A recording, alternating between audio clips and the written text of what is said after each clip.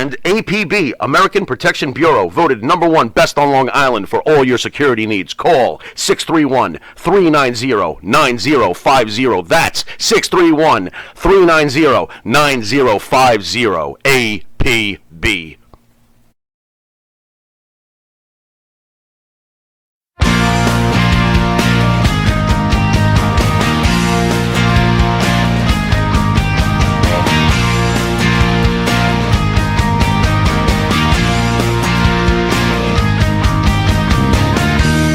Thinking it over, the things you said to me. Started with something, with nothing, now we leave. So you were with me for a while, but now you're gone. And you know,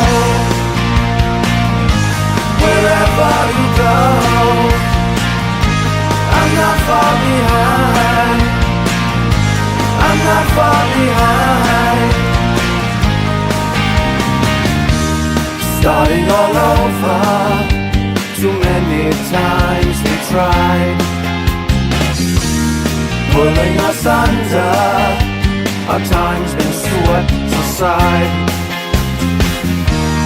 So you were with me for a while, but now you're gone. And you know, wherever you go, I'm not far behind. I'm not far behind.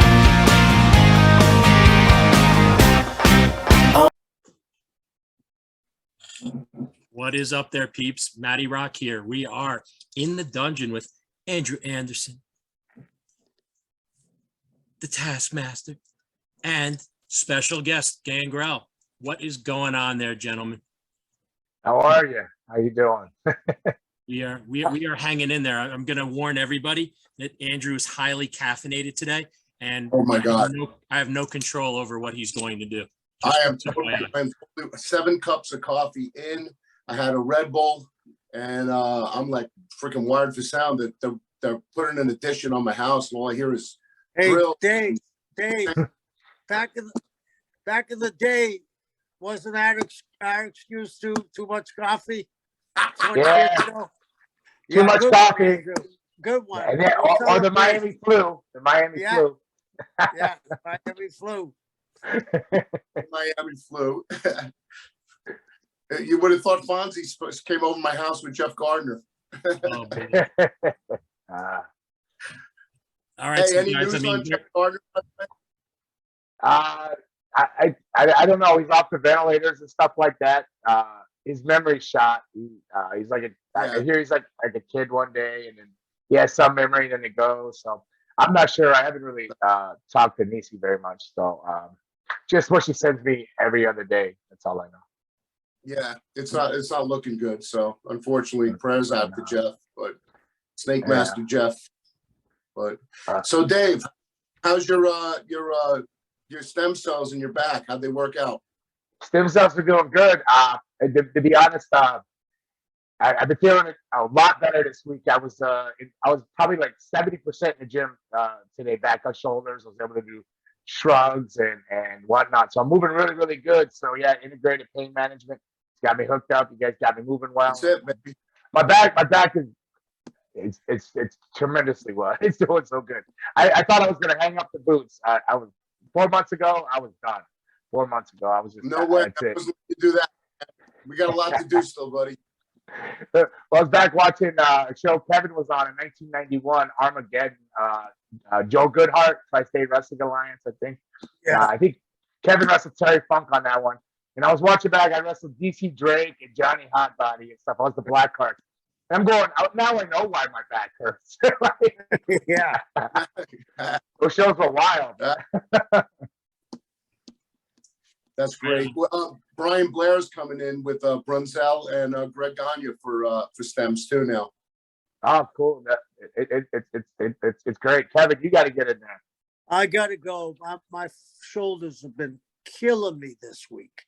Killing me. I got a gym at the house, and I worked out today, and everything is killing me. I can't wait to go and get it done. I've heard You such gotta go, great Kev. The biggest reason you gotta go is get strong again. So, you know, so when you're with AA, you could slap around. Make sure you Yeah. get out of line, bro. Yeah, that's for sure. You know, you got to give him that Right, pimp hand. You know, it's not going to work if the rotator cuff and everything hurts. So, Yeah. Exactly. Exactly. Yeah. Those shoulders are worn out from all that brawling you did back in the day. Yeah. He did Yeah. well, You were- everybody. You're wide open from bell to bell. I guess the most important question I always like to ask all of the guests, Dave, when did you first meet up with these guys, with this brood, if you will? It's true. I don't remember exactly. Kevin, I think it was Florida Championship Wrestling or was it Tri? I remember meeting up with you the first time, Dave, like it was yesterday. I was living in the Bahamas Mhm. and I was going to work in Miami Beach. So I flew over on a Tuesday night. I walked in the bar at the Marriott, you and the other black guy, Luna. And I go in the table and I'm watching what's transpiring. And I said, brother, they're made for one another. It was you and Luna. And Luna was so instrumental to get me over. Because I don't think I would have got over like I did without her. You know, the first time I slapped her and then I was suspended for TV and I was supposed to apologize. And she was a tiny little girl then. Yeah. And she says, and Gordon says, well, Mr. Sullivan, I was off TV for like 2 or 3 weeks. And he said, you got to apologize to Trudy. And before I apologize, she said, no, Gordon, I want to tell Kevin something. And she said, and everybody's thinking I'm going to apologize. So she's going to read me out. She said, when you touched me, she didn't say slap. She said, when you touched me, I felt the warm feeling that I never felt before. And we were off running. She shaved half her head. I mean, Yeah. she was, in my mind, the best fish on there was, and that's saying something. Yeah. Mad Dog was something. So yeah. Yeah. Very huge compliment. Yeah. She taught me so much. I would just sit back. She taught me what to do and what not to do. Yeah. Also, I have to credit her with becoming quite a street fighter as well. She got me in more fights than I can imagine. I remember one time in Sarasota, there was an independent show, and you may remember the guy that was Tokyo Monsters manager. I think he was managing you, and there was a screw up spot with him. And all of a sudden, I'm sitting down, lacing my boots. I'm going to work with Mike Graham, and I look across at him, and this guy's on his hands and knees, scurrying like a dog, and she's kicking him and punching him. And everybody looks at me and Mike and says, hey, aren't you going to help? And we both said at the same time, we've seen this act enough.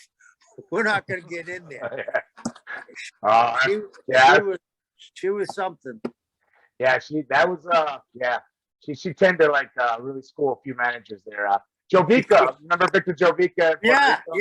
So one time we were in the main event, I was wrestling Ray Gonzalez. Luna didn't want me to go to the ring because we hadn't been paid yet. She goes, they're gonna skip town. They're talking about that. You know, how she gets. And Yeah. I go, no, it's okay. Let's just go to the ring. So I get in the ring. She says, don't you dare go home until I give you a signal. And it's about 15 minutes in. And Ray's like, hey, amigo. I go, I don't know. I haven't got a signal, man. I can't go home. He goes, what are you talking about? But I was looking for Luna all over. Then I see her pop out and she gave me the little finger to go home. I went home. So time I got to the locker room, the Bushwhackers were there, Luke and them. I walk in the locker room, she's Jovica by the ball, literally pinned up on the wall, going, "You're not gonna do a cheap bruiser, Brody, to me in here, you son of a bitch. I'm getting paid. You better get my money. I don't care if you gotta go pawn your shoes." She was all over. And by God, he came up with the money. There was a lot of 1s and 5s, so we got paid. That's Good. great. Good. That's great. She was something else. She certainly was. It's safe to say she was one of a kind, I think. Yeah, she was one of a kind. I mean, she was one of a kind. I And remember she one of was- her prouder moments was when you complimented her. You probably don't remember this, but she debuted and she had just got the boob job or something. And she came out in ECW and you had talked to her and you said, "Yeah, I looked like a '57 Chevy, Luna." And she was so proud, Kevin. I remember Yeah. she was a demon after that. I mean, she was, yeah, I hate to say that because everybody says one of a kind, but she was, and she knew how to work and eat. She was super, super. And she helped your career too. I mean, you know, Oh, like what you, the story you tremendously. just said, maybe you wouldn't have gotten the money if she didn't grab Javinka by the nuts and hold them up, right? But Jamaica says to me, "Amigo, tell her she's doing bad business." And I go, "No, she told me not to go to the ring. I got to fly back to Tampa with her now. I'm really going to get it. So you're on your own." Uh, Yeah. Hey. She taught me a lot. She taught me there's no black, there's no gray area. It's black and white, you know. Yeah. No. I've learned I just didn't see after I was with her, I just never saw business the same. I just saw it as a business, you know. It's just a bit. But Right. she loved it. She loved it. She loved She it to sure death. did. She did, sure did. So Dave, tell us about what you're doing now with MLW and CCW at the wrestling school. Well, so Monday through Thursdays, I run a wrestling school, CCW. So I'm down there, Coastal Championship Wrestling to South Florida. So I'm mostly involved in the school itself. So I'm there. MLW, they do tapings once a month. I'm in there doing a little bit of a darker gimmick, go figure. But I couldn't really tell you the direction that's going on there. I kind of just show up and I have a match and go. I know I got dates through July, but that's about all I really know, to be honest. But it's fun. On the road every weekend. I'm blessed. I'm so blessed to be able to do what I love and out there. And thank goodness for the stem cells. To keep doing it for a little bit longer, man. And so I'm just busy. I have a podcast called Banging the Banging. I do that. Banging the Banging with Gangrel. So I stay busy. 7 days a week, I'm in a wrestling ring somewhere doing something or something to do with wrestling. Well, I was MLW. I was MLW this past weekend at WrestleCon after WrestleMania weekend. Yeah, it was good. There's a lot of shows going on. So I would say they had a good house on Thursday for half the show, and then it kind of lightened up a little bit because I think that Creative Pro or Create Your Narrative or whatever it's called was right next door, like literally a wall separating them. So I think some of the people jumped venues. And then Friday was good. It was good. It could have been bigger, of course, but there's so much going on WrestleMania weekend. But they were fun shows. I didn't know I could still take right-handed arm drags and whatnot from all these lucha guys. Getting a bit of a lucha lessons, but just flashbacks to when I was a kid. So I did enough of it when I was younger. Yeah, Dave, are you still taking students, Dave? So if somebody wanted to reach out to you to go to the school, how do they hit you up online or how do they contact you? They just go to Coastal Championship Wrestling right there, CCW training facility. You Google that, it'll pop up. Got a lot of interesting things happening there right now. Training a former or current bare knuckle fighter, former MMA, Paige Van Zandt. So I'm doing one-on-ones with her.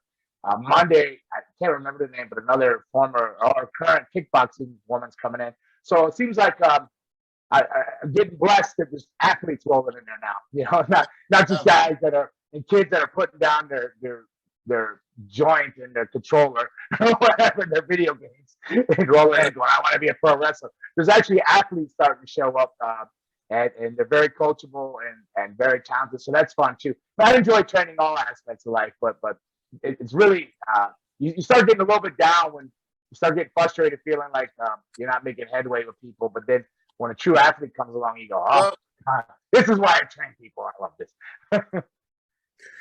David, I happen to go on YouTube and watch Rock and Roman. Mm-hmm. And their match was like 20 years ago, a match that you would have. Yeah. And I thought, wow, maybe they've seen the light and they're going to go back to some wrestling because they also were stiff with one another. I mean, Yeah. Roman gave Brock a running knee and Brock gave him a receipt right away with a clothesline. Wow. Amazing, He couldn't hold on to the rope, brother. He shot off that rope. But it was no flips and flops. Not that I'm knocking that, but it went back to, it would look closer to me, and probably because of Brock being in there. And the announcers talking about it, it looked almost like a UFC fight. I mean, Yeah. it was really, really well done. And you talk about all the shows. Dave, I heard there was 46 shows. You think that could be right at WrestleMania? Yeah, I see people posting from different shows, and a lot of them are not the same shows. I'm like, what is going on? And Yeah. yeah, it was a 2-day weekend, but I think if WrestleMania would have been just Sunday, there would have been even more shows. Yeah. But with it being Saturday and Sunday, I think it kept it down, because I can remember that a few years ago when it was just a WrestleMania Sunday, there was like 60-something shows or more going on one time. Was it in Orlando? I think when it was in Orlando. Maybe. It was in Orlando. That was crazy. That was a crazy weekend. I did 6 shows myself that weekend in 2 days. I mean, I tripled up. Yeah, I did crazy. And in Orlando, I did too. Yeah. So I believe it. I don't doubt it at all. It was crazy. But I do hope wrestling, Kevin. I do hope wrestling comes back around, because I love a good battle with a good story behind it. And Right. and I truly love good versus evil. I like it. I like to clearly know who the white hat is and the black hat, and choose to cheer if I want to.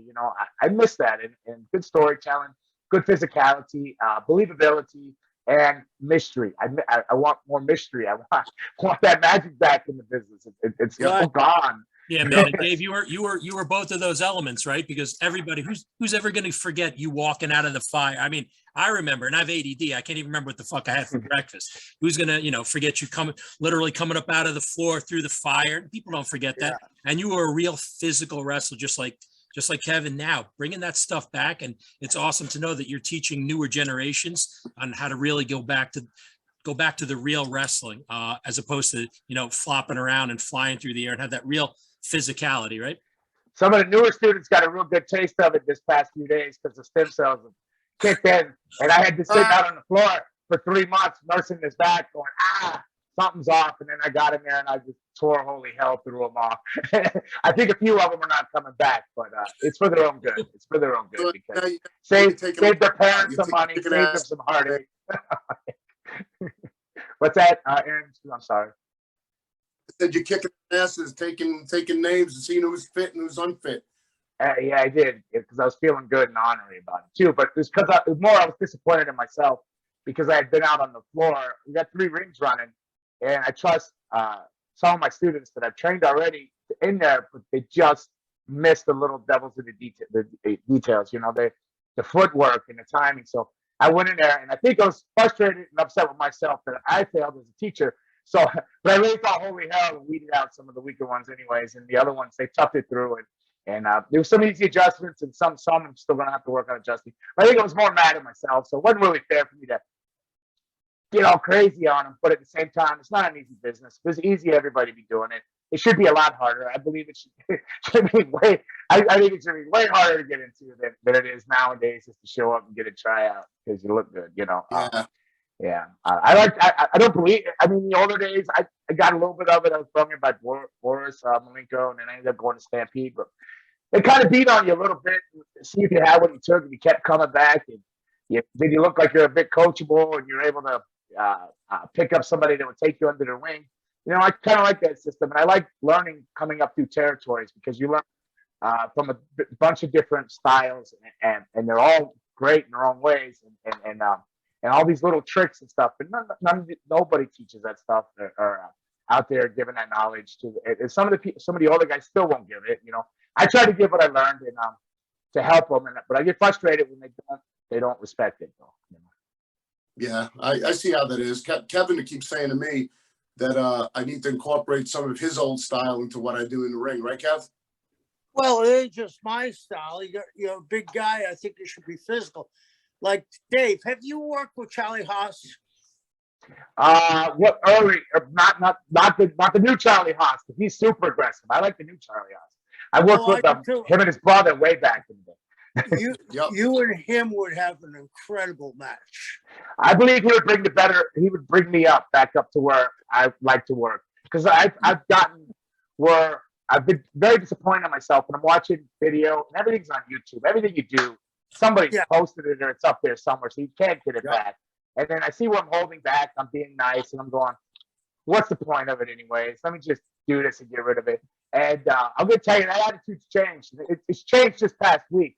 They're coming back Good. there, and I'm going like, Good. when yeah. No, I'm ready to raise hell, and I'm feeling good. Maybe secretly, maybe I was doubting my back a little bit if I could still skirmish if I had to, but feeling pretty good. I'm feeling pretty good, Kevin. You got to get in there and get that stem cell. Dave, that's what I'm gonna say. That you're paying more attention because you're not in pain. And you know when you were in such pain, I couldn't understand how you could walk to the ring, never mind perform. When you're in pain, it's a constant thing on your head. It takes away the quality of your life. And then you're going to work, and when you're working the style you do, you're saying, oh, in the back of your head, you're saying, okay, I'm going to cut that out tonight. I'm going to cut, you go ahead and do it anyway, and you get hurt worse. So I'm glad to hear the stem cells are really working for you. Well, They are. it happened with me when I was heavier a year and a half ago. When I was a lot heavier, I was lumbering. I was slow. I couldn't do things. I couldn't move. I wasn't getting winded because my cardio was there, but it was like Hey, I'm going to cut you off, Maty. Yeah, baby. When you're 420 pounds, you lumber. Yeah, Huh? Kev, I have to hear.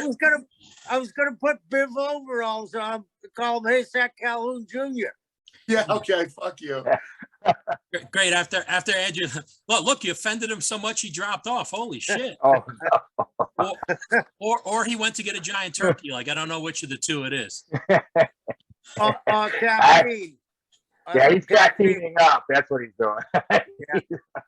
Now I got to deal with him, Kev. He lives too close to me. So after this ends, he's going to come up and go yell at me. Thanks, Kev. Got to deal with this shit now. So Dave, we discussed if for the school that they come hit you online for the wrestling school. How about bookings and stuff? Is your preference people coming to you directly? Is there management you go through? What do you look for that, Dave? I don't think anybody calls anybody anymore. It's so weird. I think all my bookings come in on my Facebook, Gangrel David Heath. So they come in on that, or sometimes Instagram.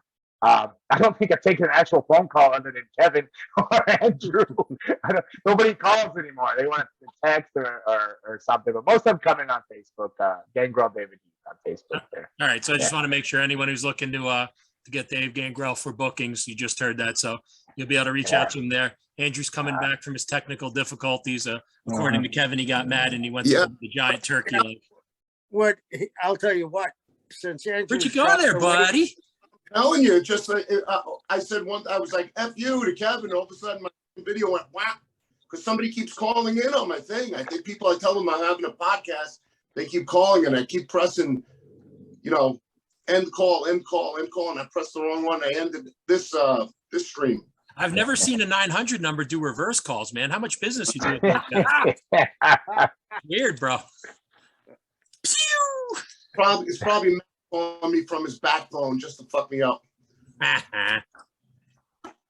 Hey, Kevin knows a lot about throwing them bones, working with Tyree all through those years and stuff like that. Brother, those cops in Miami, all the ones that got busted, right? Oh yeah, Miami River, Yeah, one of them, one night, they were brutal to the people. They were brutal.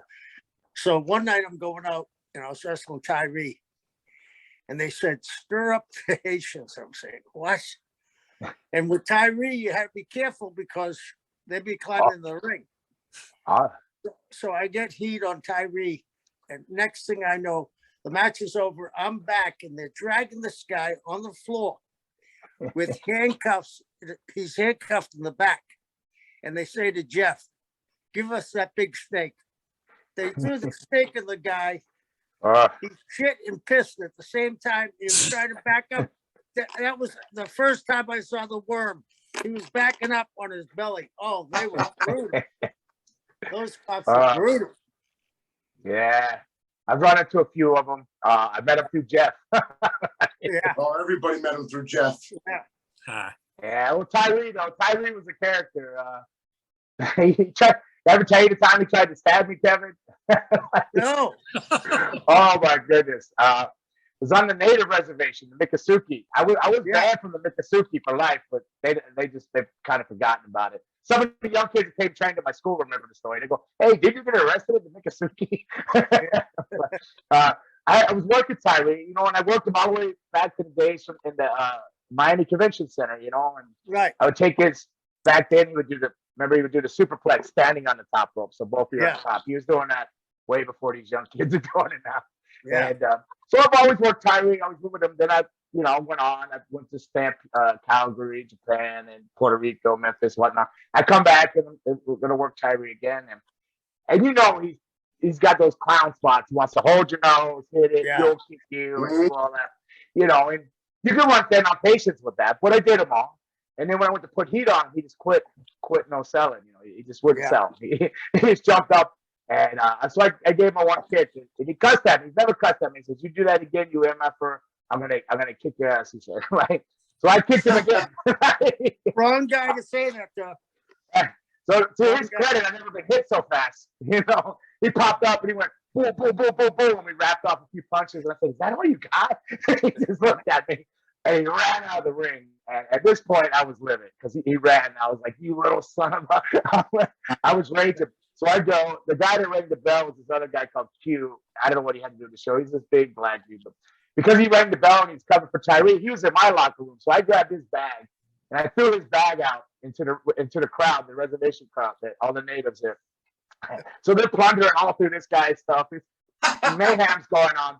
I go to wash my face because you remember Rusty Brooks, Kevin? Remember Yeah, Rusty? sure. Yeah. So Rusty's like, "You all right?" I said, "Yeah, man.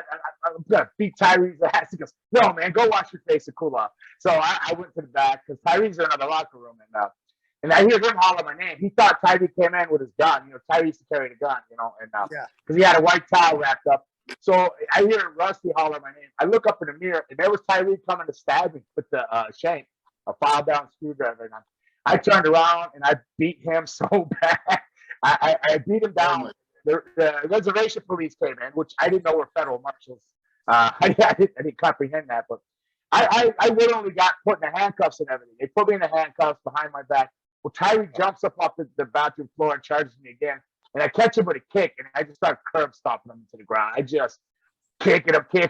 But when I did that, the police, they all fell down too. They fell and slid through all the urine and stuff on the floor. So they were hot. But now at this point, they arrested Tyree. And we're both sitting in a little chicken wire cell. This is before Miccosukee had all the money and the big dome and all that. It was back when it was the little gym back there, the jail. Yeah, I remember I was there.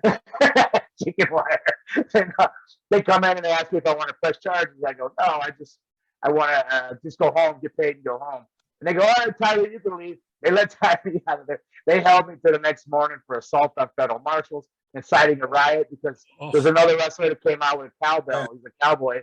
He came out. The natives were all rioting. They jumped the cowboy, J.R. James, and took his cowbell and opened him up, gave him stitches, beat him up. Yeah. And Luna, I had to go back to Luna. Luna's like, "Where were you all night?" I said, "I was in jail." Tyree tried to say, "Tyree wouldn't do that to you. He wouldn't do that." I said, and I had to take an ass lashing from her for hours until she came home off the road. People verified the story. She goes, "I can't believe Tyree did that to you." But I swear he put voodoo on me, Kevin. Man, I had injuries after injuries for a year and a half until I made peace with him. Yeah. He drew all kinds of money in South Florida and in the Bahamas. He was king. Oh, yeah. Let me tell you a quick story. No heel ever went over in the Bahamas, right? So Yeah. Tyree and I had a series of matches where I was counted out. We had a double count up. So Charlie Majors, the promoter, came up with an idea. Me and Tyree in a cage. So they come to me and Mark, and they said, "We got a great house here tonight, the best we've had." And it was because of Tyree. And they said, "We want to continue this."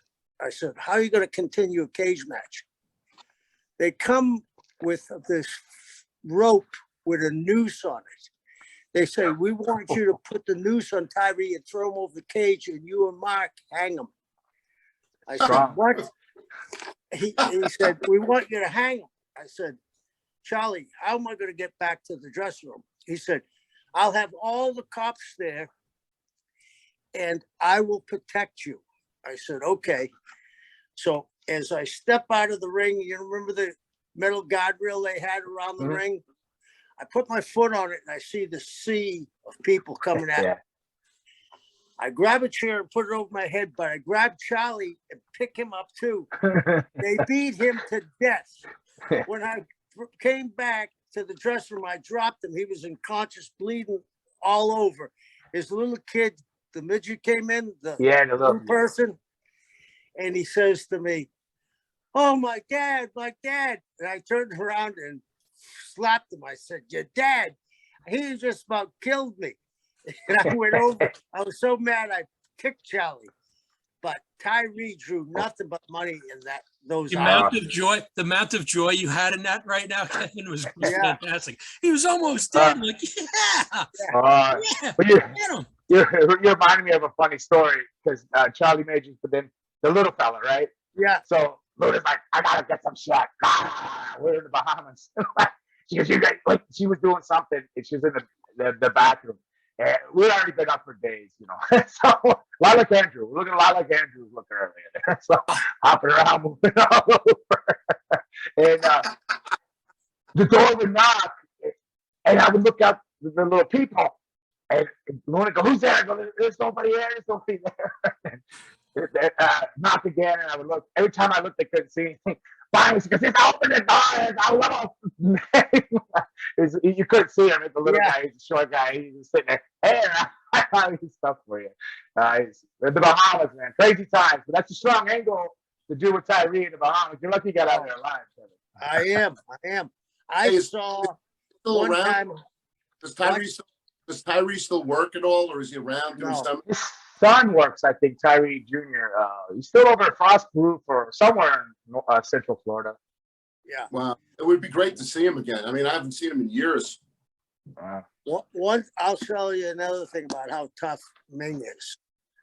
Ming had a match, and I forget who he was with, but he brutalized the guy in the match. I mean, his working style, and he was as Dave knows, this was a rink like building, had no top, and they put broken bottles on top inside the cement, jagged bottle tops. The fans would sit on those glass, and they would sit on the roof of our dressing room. One night after Ming worked that match, he's coming back. They threw a cinder block, hit him in the head. He only went down to one knee and shook it off. Back. He didn't think about nothing. I said, "Oh, gee, this." I love how much cemented Kevin enjoys the brutality. He's like, yeah. He Yeah, does. but he cemented his legend. Blassie. What? I said, you're a modern day Fred Blassie, the way you crack Oh. up at Carnage. Oh, he was. I Ming like was- carnage. And in those days, Ming was in incredible shape. He could vertical leap like Brock does to the ring. He would do that. He was an incredible athlete. Now, didn't he train sumo? No, he went to, yeah, he was a sumo. I've seen pictures when he had his hair done when he became the sumo. That's a big ceremony when they give you the hair, wrap your hair up and give you the robe. Yeah. I've seen pictures, and Bob was over there at the same time. So Bob and I him, remember Bob. I believe that they were the first two non-Japanese recruited for sumo. They went to Tonga and got them. Yeah. All right, ladies and gentlemen, we just got to take a quick break so we could hear from our sponsors. We'll be back in a little bit. Hey, folks, welcome back to In the Dungeon with our special guest, Gangrel. Pick up where we left off there, fellas. I think a big thing is what's on everybody's calendar and schedule for upcoming events, guys. Well, Kevin and I have, and Dave, we all have Wrestle Daytona. Dave's doing an appearance there. Might be wrestling, we don't know yet. And myself and Kevin managing me that's on the April 24th. It's Sunday. I'm scheduled to wrestle Jerry Sags with Brian Knobs in his corner. So things are going to get kind of nasty, but you never know what can happen. There could be a vampire getting in the ring. No, I know I'm definitely scheduled to wrestle, but I don't know against who. Could be. Yeah, I'm definitely honored to wrestle. Though. I know that. I know that. So yeah, and I'm going to do that Okay, Ohio gig this weekend. so I'm in Ohio this weekend. When you guys did April 9th, Light, yeah, yep, Lightning big Strikes time run, twice. Yeah, and then Charleston, yep, South Carolina yep. Sunday. Good for you, Dave. Yeah, no, That I'm April blessed. I 9th, get to wrestle every weekend. I'm grateful, blessed. I still love this crap. I still love it. We all do, I think. yeah, we Yeah. all still do. Sometimes you feel like it doesn't love you back, but and you literally it didn't love your back, but now the stem cells love you back, so the stem cells fix you. Yeah, So- no, I'm doing. Yeah, I'm a lot happier. Like Kevin said earlier, he nailed it. When you're in pain, you're just really not yourself. You're not thinking. Yeah, your work goes down because Well, you're not trusting what you could do safely to people and whatnot. You just start eliminating your whole your arsenal. Well, Yeah, it was, yeah. it was, Now, did you break down and have any inflammatories? I didn't hear you, Andrew. You broke up. Did you break down and have anti-inflammatories? Because I did. I did a weekend because I had to go Me to too. MLW, go to Dallas. It wasn't because my back was hurting; it's because of my knees. As you know, you saw that I had that little possible other tear of the meniscus in my good knee. Mhm. I have no PCL, no ACL on my right knee, and it's bone on bone and it's bow-legged. But so off the anti-inflammatories, if I didn't have shows and I would sit home, I could have rode the 2 weeks out. But I broke down this time. The first time I stayed true to the plan and much success. This time I made it a week and I had to take them because I had to get out on the road and in Dallas, all that walking and whatnot. I had to have my knees working. So yeah. And I had a double shot literally a weekend after we got the shots put in. So I had no choice. I had to wrestle Buffalo and in Nyack, New York, West Nyack, New York. So I had to run in. When that show was over, Kevin was with me. I took some ambumatones because I had to. The inflammation was just killing me. But everything seems great. My bicep feels great. Oh yeah, that's right. And, That my tore shoulder up, feels not great. able to tear that yet. Yeah, it was nasty, man. They didn't know if they were going to do the shot because the inflammation was filled with blood, but it worked. Good. So I have 2.5 weeks, so I guess now. So we'll see what happens. But I mean, I keep telling Kev, you think my arms are going to shrink? He goes, nah. Kev, I just got to tell you, Drew. I just got to tell you, Drew, your screen froze. And I think for the other three of us, it was the most horrifying picture that we probably had ever seen. Kevin cried a little bit. I saw it, Kev. yeah, I did. A tear ran down. Dude, you gotta use that for a promo. You gotta use that for a promo, Drew. It was fucking terrifying. Like, yeah, babies would have cried on that one. You just got to, and you were stuck there. I was a little scared.